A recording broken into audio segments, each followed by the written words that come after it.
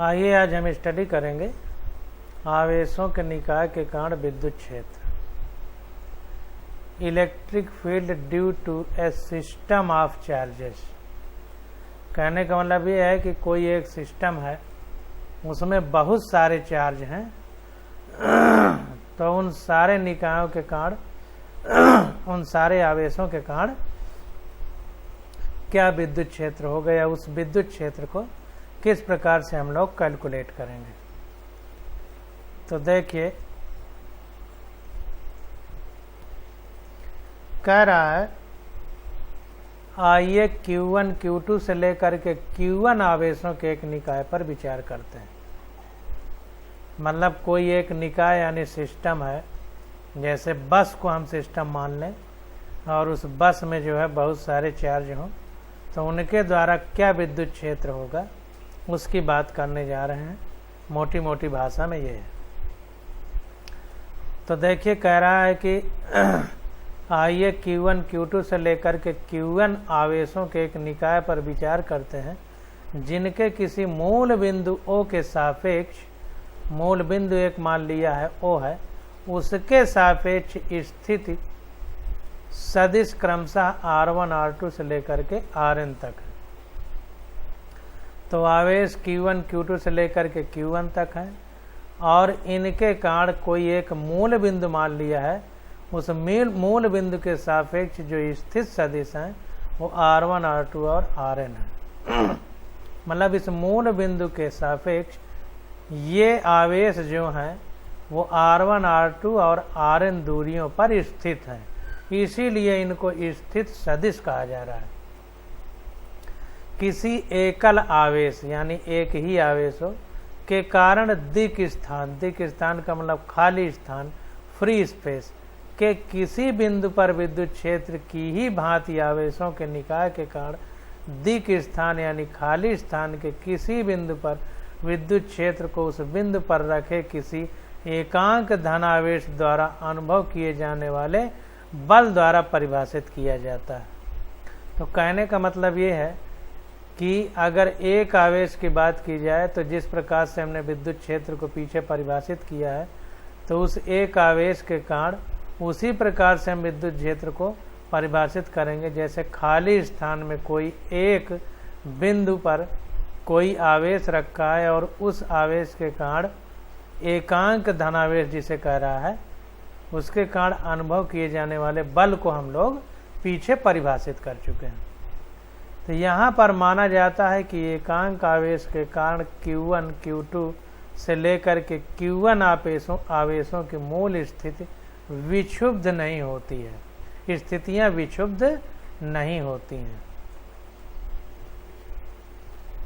तो विक्षुब्ध का मतलब डिस्टर्ब होना मतलब जो आवेश जहाँ पर है उसकी मूल स्थितियां दूसरे आवेश के कारण डिस्टर्ब नहीं होती हैं। ये कहने का मतलब जो जहाँ है उसी प्रकार रहता है।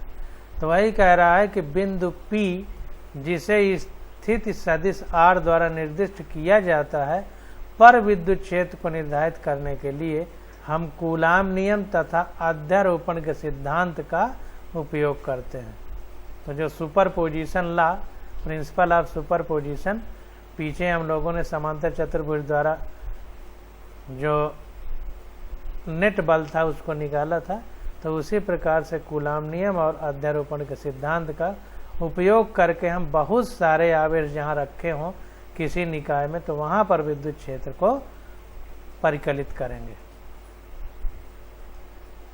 तो यहाँ पर अब देखिए, मान लीजिए कि कोई एक निकाय है जिसका ये P पॉइंट पर हम बात करेंगे। तो P पॉइंट पर देखिए कितने आवेश Q1 Q2 Q3 Q4 ये 4 बिंदु आवेश हैं और ये P पॉइंट पर इनके कारण विद्युत क्षेत्र की कल्पना करना है, यानी विद्युत क्षेत्र को परिकलित करना है। तो देखिए Q1 Q2 Q3 Q4 सारे धनावेश हैं। तो धनावेश के कारण जो विद्युत बल रेखाएं थी वो बाहर की ओर जाती थी और ऋणावेश के कारण विद्युत बल रेखाएं अंदर की ओर आती थी। पीछे हम लोग चित्र में स्पष्ट रूप से समझ चुके हैं। तो अब देखिए Q1 की बात करें तो उसी प्रकार से हम बात करेंगे कि यहाँ पर एक कोई बिंदु आवेश रखेंगे जिसको परीक्षण आवेश कहेंगे, और उस परीक्षण आवेश पर इसके कारण जो बल लगेगा उसकी दिशा बाहर की ओर होगी, और ये जो हमारा Q1 चार्ज है धनावेशित है, इसके कारण विद्युत बल रेखाएं भी इसी लाइन के एलांग, इसी लाइन के अनुदिश होंगी जैसे बल होता था, फोर्स। तो ये Q1 के कारण E1 हो जाएगा बाहर की तरफ, Q2 के कारण ये E2 हो जाएगा बाहर की तरफ, Q3 के कारण इसी लाइन के समांतर E3 हो जाएगा बाहर की तरफ, Q4 के कारण इसी लाइन के समांतर E4 हो जाएगा बाहर की तरफ। तो ये सारे जो है E1, E2, E3, E4 सारे विद्युत क्षेत्र इन Q1, Q2, Q3, Q4 आवेशों के कारण हमने समझ लिए। अब ये पॉइंट P है, तो P से Q1 की दूरी R1P है, Q2 की दूरी R2P है, Q3 की दूरी R3P है, Q4 की दूरी R4P है। तो अब इनका अगर हम सब का संयोजित एक रिजल्टेंट यानी परिणामी विद्युत क्षेत्र निकालें, तो जैसे हम बल को निकालते थे उसी प्रकार से हम विद्युत क्षेत्र को भी निकाल सकते हैं। तो देखिए यहाँ कह रहा है कि आवेशों के निकाय के कारण किसी बिंदु पर वैद्युत क्षेत्र पृथक पृथक आवेशों के कारण उस बिंदु पर वैद्युत क्षेत्र के सदिश योग के बराबर होता है। अगर इन सब का सदिश योग निकाल लें तो इनका नेट विद्युत क्षेत्र हमारे पास उपलब्ध हो जाएगा, जैसे विद्युत बल निकालते थे हम लोग। तो देखिए अब यहाँ पर एक एक करके बता रहा है। तो देखिए अब इसको क्रम से हम पहले ऐसे समझ लेते हैं। तो यहाँ पर देखिए E1 और E2 के कारण, E1 और E2 की अगर बात करें तो इसके समांतर ये डॉट डॉट लाइन खींच देंगे, इसके समांतर ये डॉट डॉट लाइन खींच देंगे। जहाँ पर ये मिलेंगी तो ये एक वेक्टर हमारा हो जाएगा जहाँ पे मिलान करेगा। तो E1 और E2 का रिजल्टेंट यानी परिणामी यहाँ पर होगा। इसी प्रकार से अगर हम बात करें तो इसी प्रकार से अन्य जो E3, E4 हैं उनको भी ऐसे ही बनाया गया है जैसे E1, E2 के साथ ऐसे बनाया गया है। तो अब एक एक करके हम इनको कैलकुलेट करने कैसे निकाला जाएगा उसको समझने का प्रयास करते हैं। तो यहाँ पर देखिए R1 पर स्थित आवेश Q1 के कारण अवस्थित R पर विद्युत क्षेत्र E1 इस प्रकार व्यक्त किया जाता है। तो ये Q1 जो है R1 पर स्थित है, तो अगर इसके कारण यहाँ पर विद्युत क्षेत्र की बात की जाए P पॉइंट पर, तो E1 बराबर 1/4πε0 Q1 अपान R1P, Q1 अपान R1P हो जाएगा। हिंदी वाली बुक में देखिए थोड़ा सा गलत लिखा है, Q1 अपान R1P का स्क्वायर होना चाहिए, R कैप 1P, क्योंकि एकांक सदिश का गुणा करेंगे क्योंकि ये सदिश है। जहाँ भी सदिश होगा तो R कैप मतलब ये एकांक सदिश जो होगा, स्थित सदिश जिसको बोलते हैं, तो उसको हम यहाँ पर लिखेंगे। तो यहाँ पर देखिए काफ़ी त्रुटि है, ये स्क्वायर लगाना भूल गया, तो यहाँ स्क्वायर होगा, यहाँ भी स्क्वायर होगा और यहाँ से सही हो गया। तो E1 बराबर 1/4πε0 Q1 अपान R1P square R cap 1P होगा। स्थित सदिश पोजीशन वेक्टर जो है उसका पोजीशन का यूनिट वेक्टर। तो यहाँ R कैप 1P आवेश Q1 से P की दिशा में एकांक सदिश है, यूनिट वेक्टर है Q1 से P की दिशा में, Q1 से P की दिशा में ये एकांक सदिश है R1P कैप, तथा R1P आवेश Q1 तथा P के बीच की दूरी है, और R1P जो है ये Q1 और P के बीच की दूरी है जो यहाँ पर लिखी गई। इसी प्रकार R2 पर स्थित आवेश Q2 के कारण अवस्थित R पर विद्युत क्षेत्र E2 को इस प्रकार लिख सकते हैं, जैसे इसको लिखे हैं वैसे इसको लिख देंगे, बस R1P की जगह R2P हो जाएगा। क्योंकि r2p दूरी है, यहाँ पर r कैप 2p हो जाएगा। यहाँ r कैप 2p आवेश q2 से p की दिशा में एकांक सदिश है तथा r2p आवेश q2 तथा p के बीच की दूरी है, ये दूरी। इसी प्रकार के व्यंजक q3, q4, q1 आवेशों के विद्युत क्षेत्रों E3, E4, En लिखे जा सकते हैं। तो इसी प्रकार सबके लिए लिख सकते हैं। अब अध्यारोपण सिद्धांत द्वारा आवेशों के निकाय के कारण R पर विद्युत क्षेत्र चित्र 1.12 में दर्शाए अनुसार इस प्रकार व्यक्त किया जा सकता है। तो चित्र 1.12 में जिस तरह ये पूरा सब बना के दिखाया है, तो इसको अगर लिखेंगे तो सदिश योग कर दिया जाए अगर सबका, तो नेट इलेक्ट्रिक फील्ड निकल आएगी, यानी कुल विद्युत क्षेत्र हमारा निकल आएगा। तो E ब्रैकेट में R बराबर E1 ब्रैकेट में R प्लस E2 ब्रैकेट में R plus dot dot dot plus E1 En bracket में R। तो अब इसको देखते हैं। तो देखिए इसको 1/4πε0 Q1/R1p का स्क्वायर। अब देखिए यहाँ से स्क्वायर लिखा है, यहाँ गलत था तो ये स्क्वायर होगा, इसको सुधार लीजिएगा। प्लस 1/4πε Q2 के लिए ये लिख दिया जाएगा। फिर इसी तरह Q3, Q4 से Qn तक के लिए लिख दिया 1/4πε0 Q1/RNP। जैसे 1 2 3 के लिए 2p था तो n के लिए np हो जाएगा, और यहाँ r कैप np हो जाएगा, ये Qn हो जाएगा। अब इसका पूरे का अगर निकाला जाए तो E ब्रैकेट में R इक्वल टू यानी इलेक्ट्रिक फील्ड दूरी के रेस्पेक्ट में कितना होगा 1/4πε0 कॉमन आ जाएगा, बाकी को अंदर लिख दिया जाएगा। पूरे को एक साथ अगर लिखा जाए तो ये समेशन I बराबर 1 से लेकर के। अब देखिए यहाँ पर एक ही चार्ज की बात हुई थी, और जब हम फोर्स निकाल रहे थे तो Q1 Q2 था तो Q2 से शुरू हुआ था, उसको अभी हम देख लेते हैं। तो I मतलब इनिशियल इक्वल टू 1 से लेकर के n तक, और QI मतलब इनिशियल मतलब प्रारंभिक अपान R प्रारंभिक I P स्क्वायर, तो R कैप IP हो जाएगा। जैसे 1p 2p था तो IP मतलब इनिशियल वाला।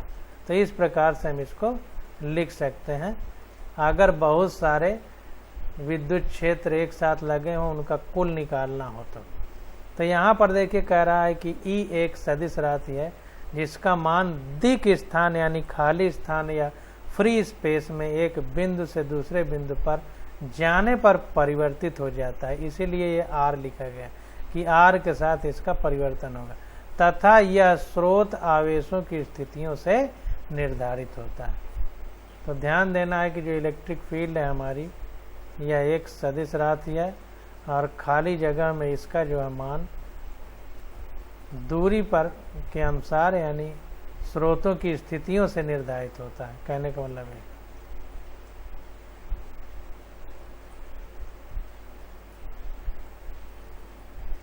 अब पीछे थोड़ा देख लेते हैं।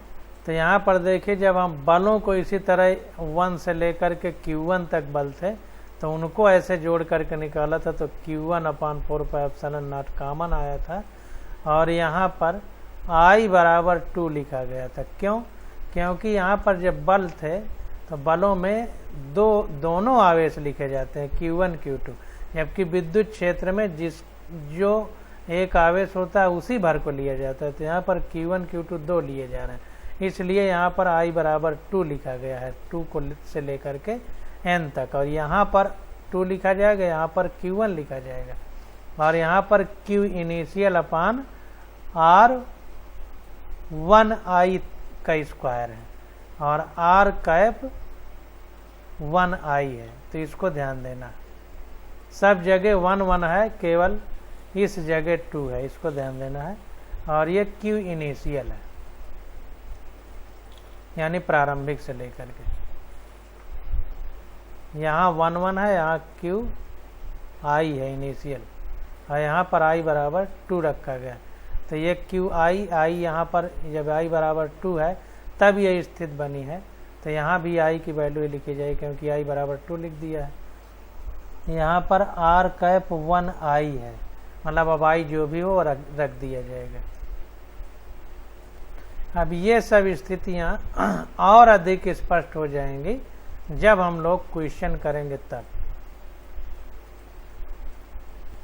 अब यहाँ पर देखिए Q1/4πε0 कॉमन लिया गया है क्योंकि Q1 सब में है, Q1 Q2 Q1 Q3 Q1 से लेके n तक, तो Q1/4πε0 कॉमन ले लिया गया है। इसके बाद 2 3 4 है ये सब, तो i बराबर 2 लिखा गया है, 2 से लेकर के n तक। और यहाँ पर QI/R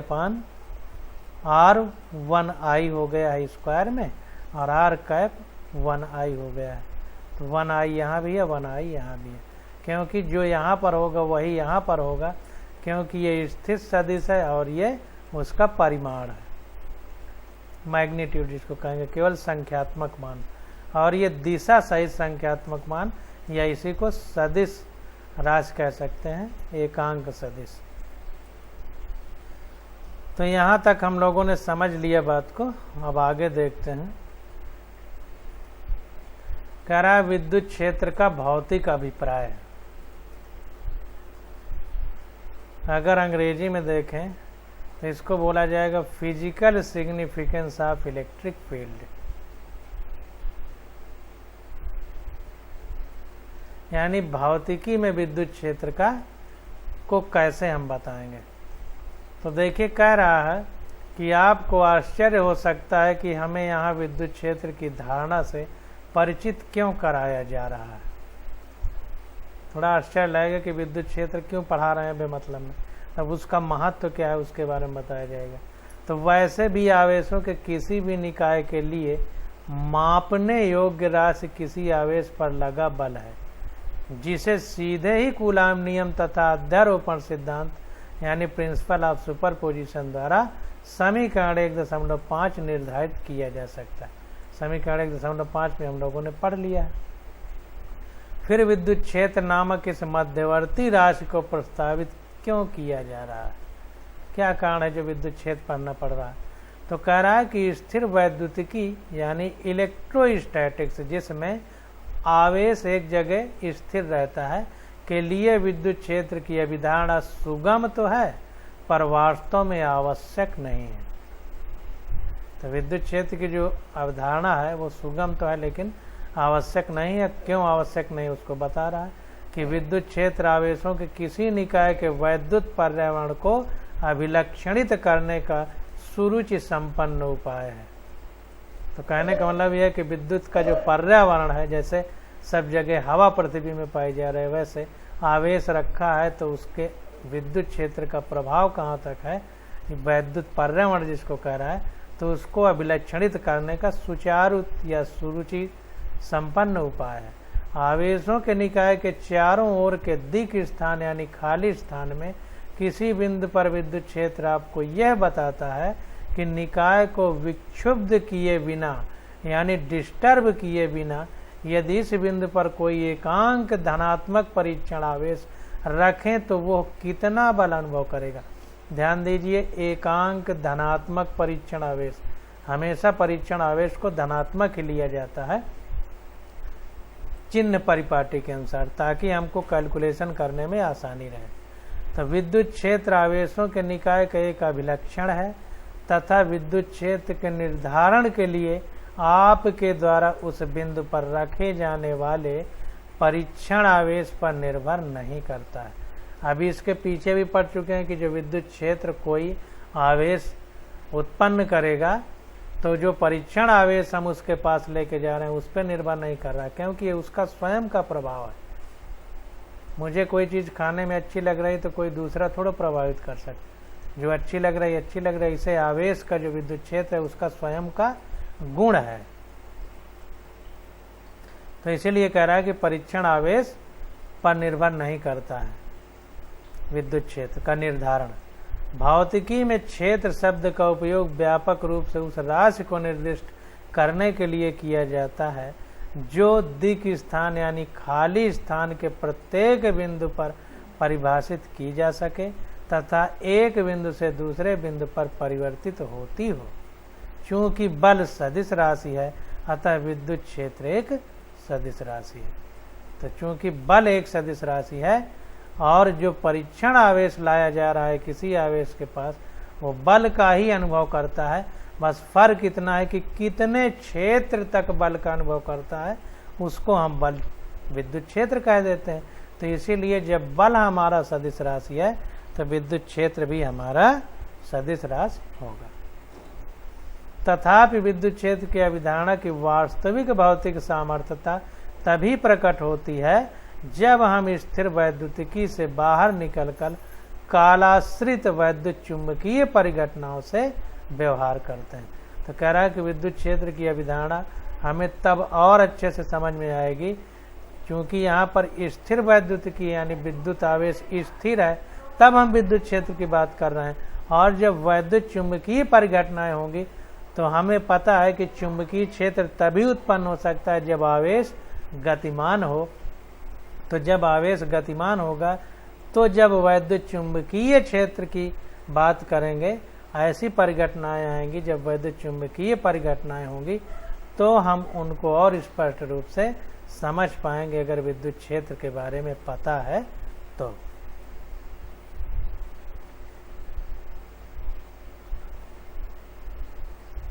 अब देखिए आगे कह रहा है कि मान लीजिए हम त्वरित गति से गतिमान दो दूरस्थ आवेशों Q1 तथा Q2 के बीच लगे बल पर विचार करते हैं। त्वरित गति से ध्यान दीजिए, मतलब इस प्रकार से आवेश चल रहे हैं कि उनके वेग में परिवर्तन हो रहा है। जब वेग में परिवर्तन होगा तभी हम कहेंगे उसमें त्वरण है। तो दोनों आवेश त्वरित गति से चल रहे हैं। तो अभी देखिए स्थिर की बात हो रही थी, अब ये चलने लगे हैं तब कह रहा है क्या होगा। तो वही कह रहा है कि मान लीजिए हम त्वरित गति से गतिमान दो दूरस्थ आवेशों यानी दूर दूर हैं जिनका मान है Q1 तथा Q2 के बीच लगे बल पर विचार करते हैं। अब वो अधिकतम चाल जिससे कोई संकेत अथवा सूचना एक स्थान से दूसरे स्थान तक जा सकती है वो प्रकाश की चाल है। तो ध्यान दीजिए कि प्रकाश की चाल से ज़्यादा चाल से कोई भी कण नहीं चल सकता है, इसको ध्यान रखना है। तो इस प्रकार इसको अंडरलाइन भी कर लीजिए। अब दो अलग अलग पेजों में तो अंडरलाइन करते नहीं बनेगा, आप लोग अंडरलाइन कर लीजिए अपने बुक में। इस प्रकार Q2 पर Q1 की किसी गति का प्रभाव तात्क्षणिक उत्पन्न नहीं हो सकता है। तो इस प्रकार से Q2 पर Q1 की किसी गति का प्रभाव तुरंत, तात्क्षणिक का मतलब एक ही क्षण में यानी तुरंत नहीं उत्पन्न हो सकता है। कारण क्या है? कारण Q1 की गति तथा प्रभाव Q2 पर बल के बीच कुछ ना कुछ काल विलंब अवश्य होता है। Q1 Q2 या Q2 Q1 पर जो बल लग रहा है तो उसमें कुछ ना कुछ समय का प्रभाव जरूर रहता है। तुरंत नहीं हो सकता है कि Q2 पर Q1 की गति का प्रभाव तुरंत पड़ जाए, कुछ न कुछ समय अंतराल जरूर होता है। तो वही कह रहा है कि यहीं पर सार्थक रूप में विद्युत क्षेत्र, सही अर्थों में विद्युत चुंबकीय क्षेत्र, क्योंकि अब जब गति की बात कर रही है का किया जा रहा है तो सिर्फ विद्युत क्षेत्र नहीं होगा, चुंबकीय क्षेत्र भी होगा। इसलिए विद्युत चुंबकीय क्षेत्र कह रहा है सही अर्थों में। कोई अगर आवेश स्थिर है तो केवल विद्युत क्षेत्र प्रकट करता है, और अगर कोई आवेश गतिमान है तो विद्युत और चुंबकीय दोनों प्रकार के क्षेत्र उत्पन्न होते हैं। तो इसी को मिला करके वैद्युत चुंबकीय क्षेत्र कहते हैं, इलेक्ट्रोमैग्नेटिक फील्ड। तो वही कह रहा है कि यहीं पर सार्थक रूप में वैद्युत क्षेत्र, सही अर्थों में वैद्युत चुंबकीय क्षेत्र की अवधारणा स्वाभाविक एवं अति उपयोगी है। क्षेत्र का चित्रण इस प्रकार है।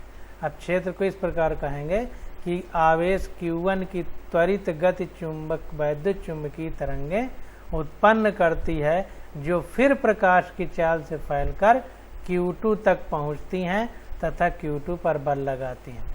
Very most important. अब प्रकाश की चाल से जब जलती हैं तो Q1 से Q2 तक पहुंचने में कुछ समय लगेगा, तो इसीलिए समय की बात कर रहा है। और एक बात जो महत्वपूर्ण है वो ध्यान देने कारक, आवेश Q1 की त्वरित गति यानी वेग में परिवर्तन होगा तभी विद्युत चुंबकीय तरंगें उत्पन्न करती है कह रहा है, तो इसको ध्यान देना है। अब क्षेत्र की अवधारणा काल विलंब का सुचारू रूप से स्पष्टीकरण करती है। तो ये क्षेत्र की जो अवधारणा है, ये जो समय में अंतराल हो रहा है, काल का विलंब हो रहा है यानी लेट लग रहा है, तो इसको स्पष्ट रूप से हमारा विद्युत क्षेत्र परिभाषित करेगा। इस प्रकार यद्यपि वैद्युत तथा चुंबकीय बलों की संसूचना केवल आवेशों पर इनके प्रभावों यानी बलों द्वारा ही की जा सकती है, उन्हें भौतिक सत्य माना जाता है। ये मात्र गणितीय रचनाएं ही नहीं है, सिर्फ गणित के आधार पर हम कैलकुलेट नहीं कर रहे हैं, पर इनका अस्तित्व भी है, इसीलिए भौतिक सत्य कह रहा है। इनकी अपनी स्वतंत्र गतिकी है, अर्थात ये अपने नियमों के अनुसार विकसित होते हैं। ये ऊर्जा का परिवहन भी कर सकते हैं, मतलब ऊर्जा एक स्थान से दूसरे स्थान पर जाती है। जैसे बस चलती है तो देखिए उसमें लिखा रहता है उत्तर प्रदेश परिवहन निगम, तो परिवहन का मतलब चलना, तो ये ऊर्जा का परिवहन भी करते हैं। यानी जैसे बस हमको लेके जाती है आदमी को, तो ये जो है जो वैद्युत क्षेत्र की तरंगे हैं ये ऊर्जा को भी लेके जाती हैं। इस प्रकार कालाश्रित वैद्युत चुंबकीय क्षेत्रों का कोई स्रोत जिसे अल्प समय अंतराल के लिए खोलकर फिर बंद किया जा सकता है, ऊर्जा परिवहन करने वाले वैद्युत चुंबकीय क्षेत्रों को पीछे छोड़ देता है।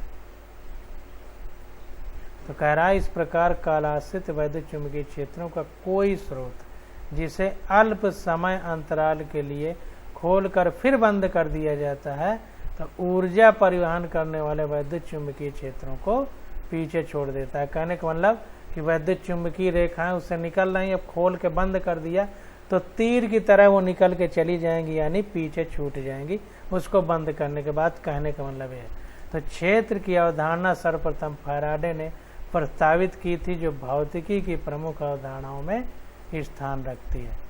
तो ये जो वैद्युत चुंबकीय क्षेत्र है, तो क्षेत्र की जो अवधारणा है इसको सबसे पहले फैराडे ने प्रस्तुत किया था, जो प्रमुख अवधारणाओं में स्थान रखती है भौतिकी की। अब देखिए क्वेश्चन आ जाता है, इस क्वेश्चन को करेंगे तो बातें और स्पष्ट होंगी। अब देखिए कह रहा है कि उदाहरण 1.8 में कोई इलेक्ट्रॉन 2 × 10⁴ न्यूटन प्रति कूलाम परिमाण के एक समान विद्युत क्षेत्र में 1.5 सेंटीमीटर दूरी तक गिरता है। अब देखिए ये न्यूटन प्रति कूलाम विद्युत क्षेत्र का मात्रक है। कोई इलेक्ट्रॉन इस विद्युत क्षेत्र में जिसका मान 2 × 10⁴ है 1.5 सेंटीमीटर दूरी तक गिरता है, जैसा चित्र 1.13 में दिखाया गया है।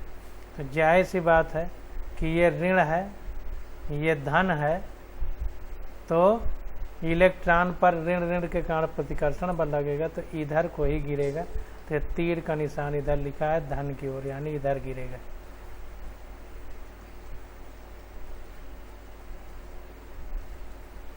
अगर ये देखिए धन होता, प्लस ई लिखा है यानी प्रोटॉन है, तो ये धन है, ये धन है, ये धन है, और ये ऋण है, तो ये इसके कारण प्रतिकर्षण होगा और इसके कारण आकर्षण होगा, तो ये भी इधर को गिरेगा।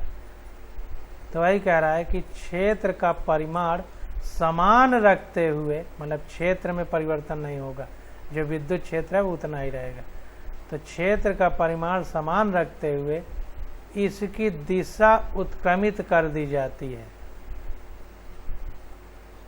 क्षेत्र मतलब इधर माइनस था, इधर प्लस था, तो इसी को पलट दिया गया। उत्क्रमित मतलब पलट दिया गया, इधर प्लस कर दिया गया, इधर माइनस कर दिया गया।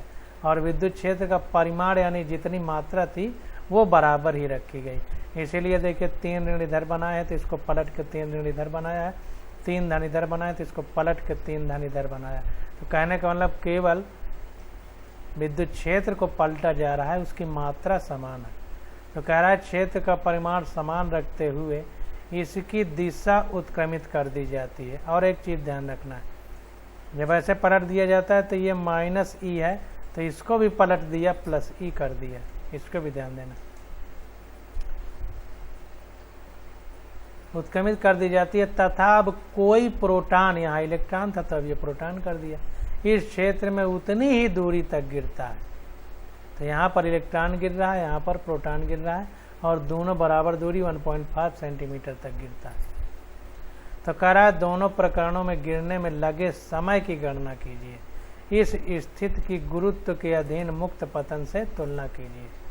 तो दोनों के गिरने में, प्रोटॉन और इलेक्ट्रॉन के गिरने में कितना समय लगा, और इसकी तुलना हमें जो है गुरुत्व के अधीन मुक्त पतन, यानी पृथ्वी किसी वस्तु को अपनी ओर खींचती है, तो अगर छत पे चढ़ के उसको मुक्त रूप से छोड़ दिया जाए, जैसे गेंद को हाथ में पकड़ के छोड़ दें तो मुक्त रूप से पृथ्वी पर गिरे, तो वही कह रहा है कि गुरुत्व के अधीन मुक्त पतन की स्थिति की तुलना करना है इस समय से जो ये विद्युत क्षेत्र के कारण लग रहा है।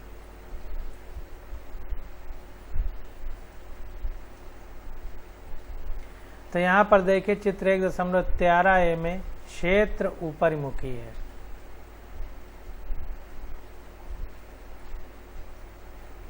अगर हम 1.13a की बात करें तो क्षेत्र ऊपरमुखी है, यानी प्लस से माइनस की ओर।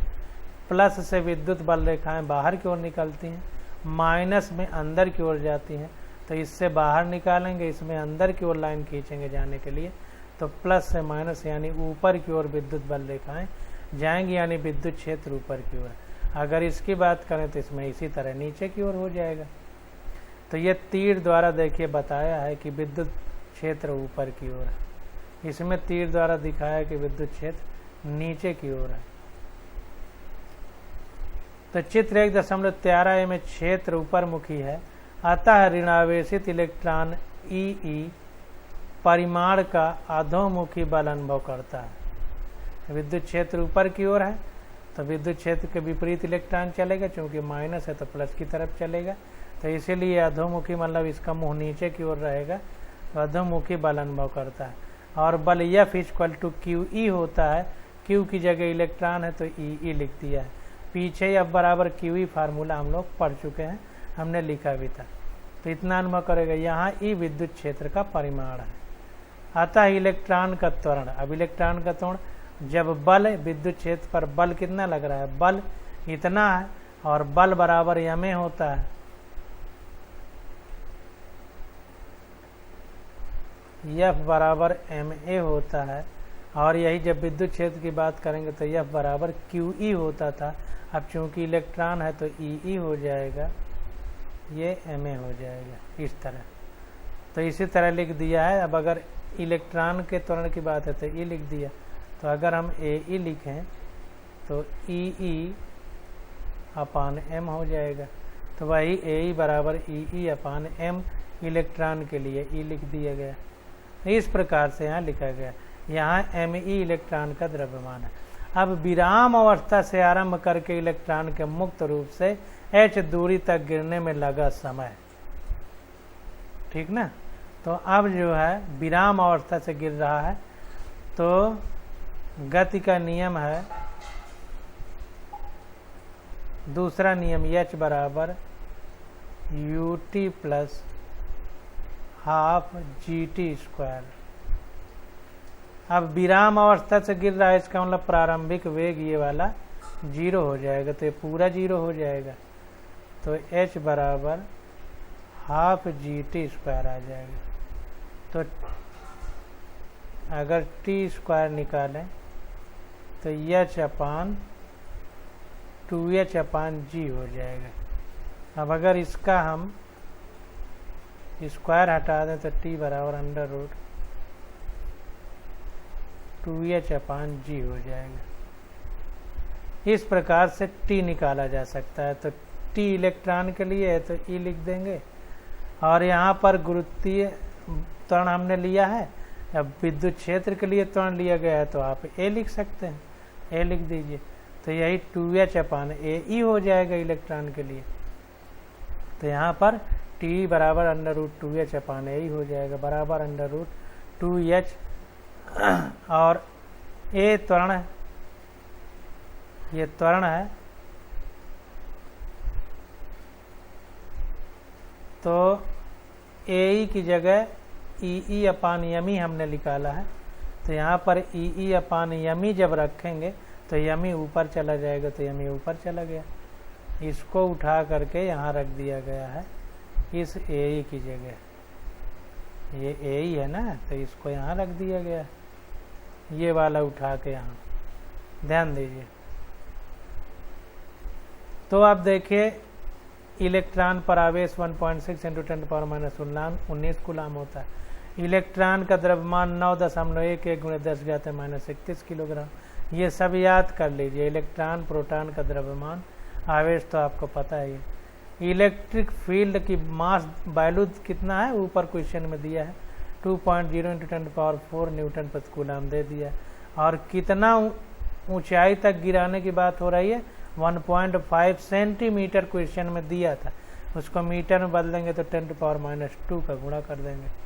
अब ये सब वैल्यू जब ई का स्मॉल ई, ये सब ई की वैल्यू यहाँ रख दिया और एम ई की वैल्यू यहाँ रख दिया, एच की वैल्यू यहाँ रख दिया, पूरा कैलकुलेट किया तो टी ई यानी इलेक्ट्रॉन को कितना टाइम लगा मुक्त रूप से एच दूरी तक गिरने में, 2.9 × 10⁻9 सेकंड। तो इस प्रकार से हम लोग आंसर निकाल लेंगे।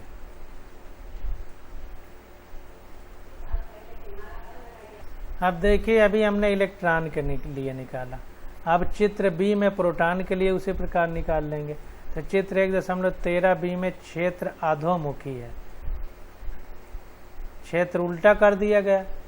देखिए क्षेत्र जब उल्टा कर देंगे तो प्रोटॉन में भी नीचे को ही बल लगेगा। तो अधोमुखी अतः धनावेशित प्रोटॉन ई परिमाण का वैद्युत अधोमुखी बल अनुभव करेगा। यहाँ भी ई था, यहाँ भी ई परिमाण। अगर हम वेक्टर की बात करें तो यहाँ पर इलेक्ट्रॉन का चार्ज साइन भी आ जाएगा, चिन्ह भी, इसीलिए परिमाण शब्द लिखा है।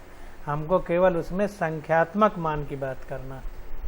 अतः प्रोटॉन का त्वरण, यहाँ ए था, यहाँ एपी लिख जाएगा, तो ई अपान यहाँ इलेक्ट्रॉन का द्रव्यमान था, यहाँ प्रोटॉन का लिख जाएगा।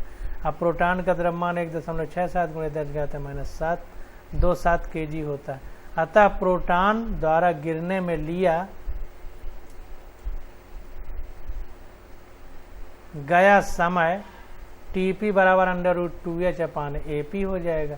उसी प्रकार से √2h, अब इलेक्ट्रॉन के द्रव्यमान की जगह प्रोटॉन का द्रव्यमान, और ये ई वैसे ही रहेगा। ये प्रोटॉन का चार्ज हो जाएगा, आवेश। हालांकि प्रोटॉन इलेक्ट्रॉन का आवेश बराबर ही होता है, केवल चिन्ह उल्टा होता है, तो हमें परिमाण ही रखना है। तो जब ये सारी वैल्यू इलेक्ट्रॉन का, प्रोटॉन का द्रव्यमान, दूरी कितना हाइट तक गिर रहा है, इलेक्ट्रिक फील्ड का मान और इलेक्ट्रॉन का आवेश, प्रोटॉन का आवेश जब रख देंगे तो सॉल्व करेंगे तो आ जाएगा 1.3 × 10⁻7 सेकेंड। अब सिर्फ वैल्यू रखना है, वैल्यू रख के आप लोग निकाल लीजिए। इस प्रकार समान दूरी गिरने में भारी कण प्रोटॉन अधिक समय लेता है। अब ध्यान दीजिए, इलेक्ट्रॉन के लिए 2.9 × 10⁻9 सेकेंड का समय लगा है, और इसके लिए -7, तो -7 ज़्यादा है -9 से। कहने का मतलब कि प्रोटॉन को उतनी ही दूरी गिरने में ज़्यादा समय लगा है। इस प्रकार समान दूरी गिरने में भारी कण प्रोटॉन अधिक समय लेता है।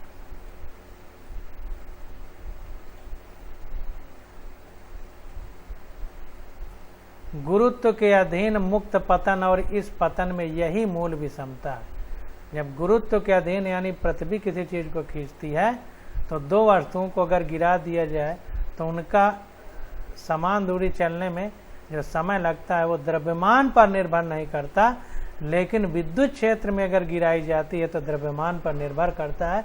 यही बात दोनों में अंतर है। तो यही कह रहा है कि समान दूरी गिरने में भारी कण प्रोटॉन अधिक समय लेता है। गुरुत्व के अधीन यानी गुरुत्वीय बल की अगर बात करें तो गुरुत्व के अधीन मुक्त पतन और इस पतन में यही मूल विषमता है, क्योंकि गुरुत्व के अधीन पतन में समय वस्तु के द्रव्यमान पर निर्भर नहीं करता। ध्यान दीजिए, यहाँ हमने पतन का समय परिकलित करते समय गुरुत्वीय त्वरण की उपेक्षा की है।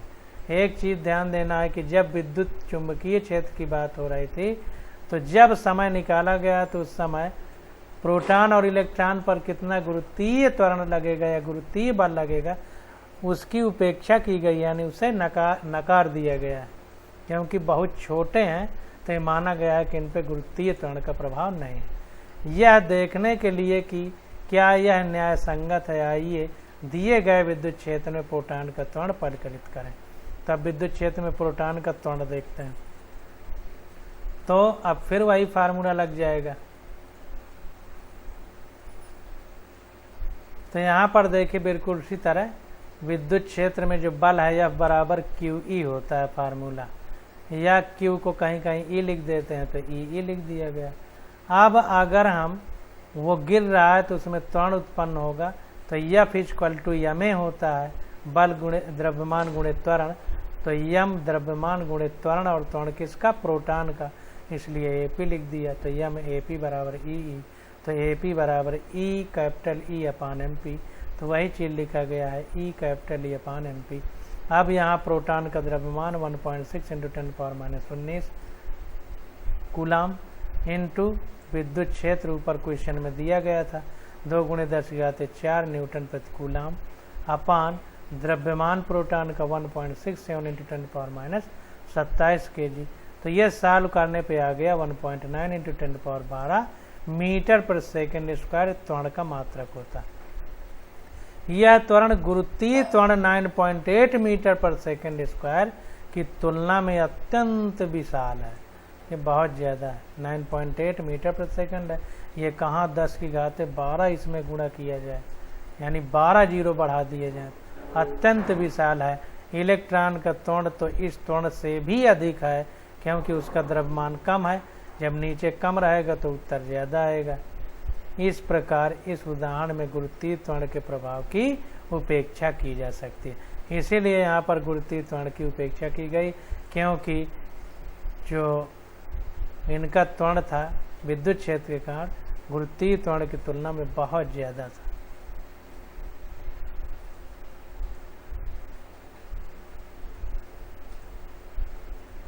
अब क्वेश्चन नंबर 1.9 आ जाता है, तो इसकी स्टडी अब हम लोग अगले लेक्चर में करेंगे। आज बस यहीं तक।